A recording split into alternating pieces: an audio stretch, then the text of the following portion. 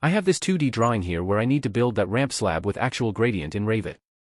Point B is 1 meter higher than point A, and the ramp has a 2.5% grade from one side to another.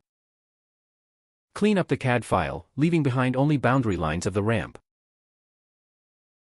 In Revit, launch Rhino.Inside.Revit. Launch Rhino and open the CAD file we saved earlier.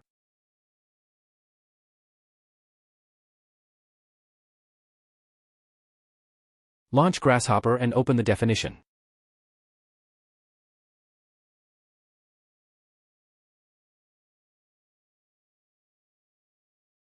Reference the shorter curve to Grasshopper. Reference the longer curve to Grasshopper.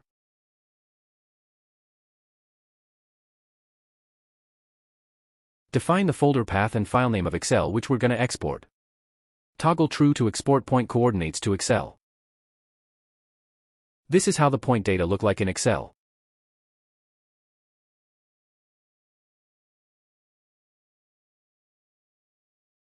Define the category, family and type, reference level, and usage of the floor slab in Revit. Hit the play button to create a flattened floor slab in Revit. Later we'll add slab points to the floor slab, and elevate those points to their actual Z coordinates with Dynamo.